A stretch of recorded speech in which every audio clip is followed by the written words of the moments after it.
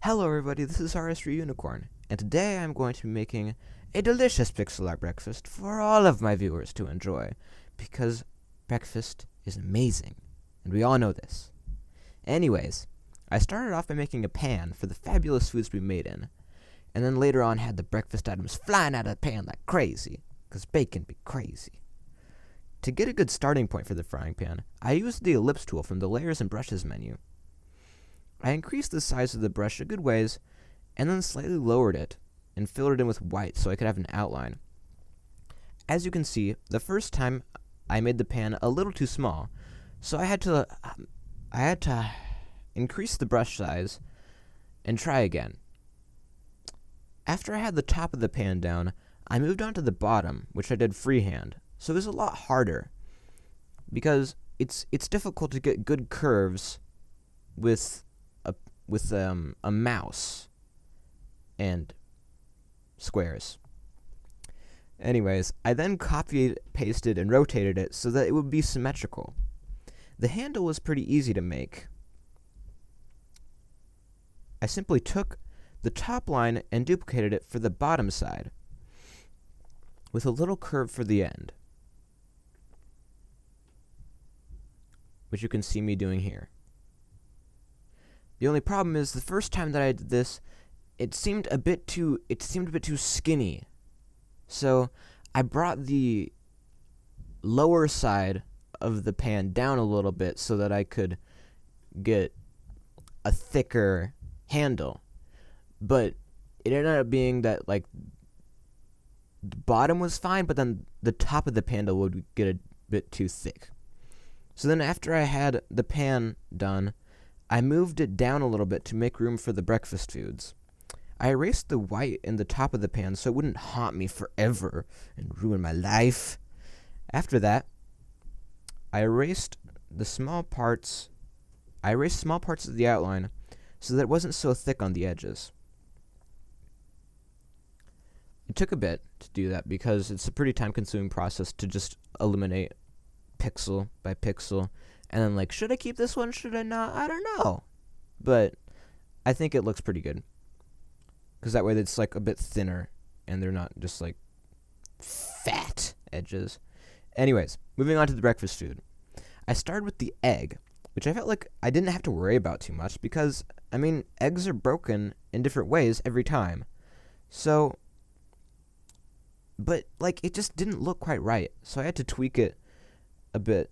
And I don't know. I couldn't come up with anything at first that I really liked.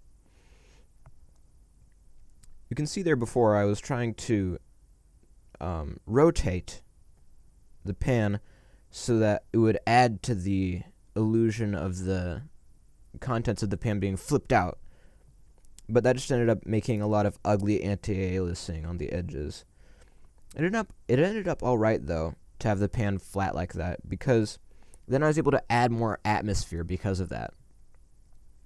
I quickly made a slice of bacon, but it ended up being a little bit too close to the egg for my liking, so I tried to move it down, but I ended up erasing it instead because it was so easy to make. So I was like, I can just make it where I want it to be instead of erasing it and rotating it and get that terrible anti-aliasing again.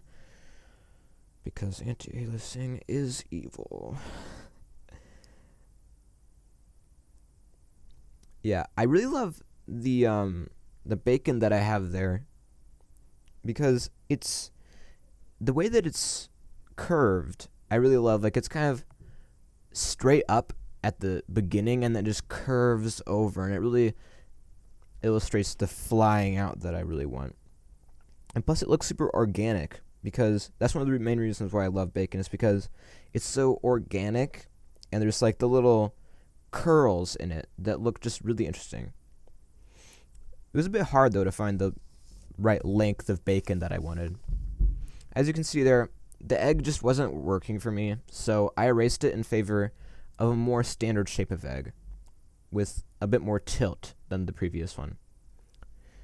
Then I got started on the coloring, starting with the yolk of the egg with a desaturated yellow. Then I just blocked in the colors of the basic colors of the basic colors of the breakfast foods that I wanted. and then move back onto the egg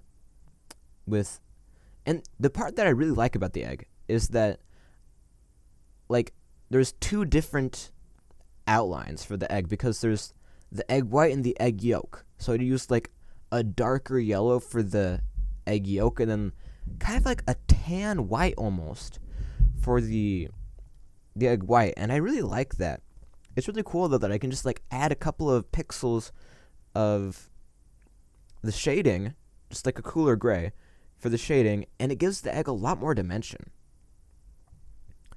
And the bacon was super easy as well. I really enjoyed making it because it's super simple. You don't have to put in a lot of detail, and you can still get super convincing bacon, which I think I pulled off quite nicely. Because there's two main parts of the bacon. There's the meat and the fat. And the fat is just like that pink or like whitish pink, off pink, whatever you want to call it.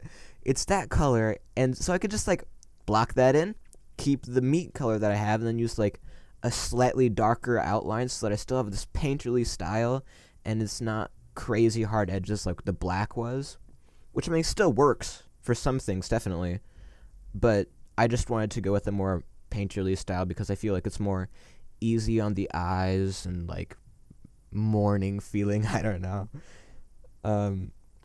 Yeah, so that was a really easy process for me, and I just repeated it on the other slice.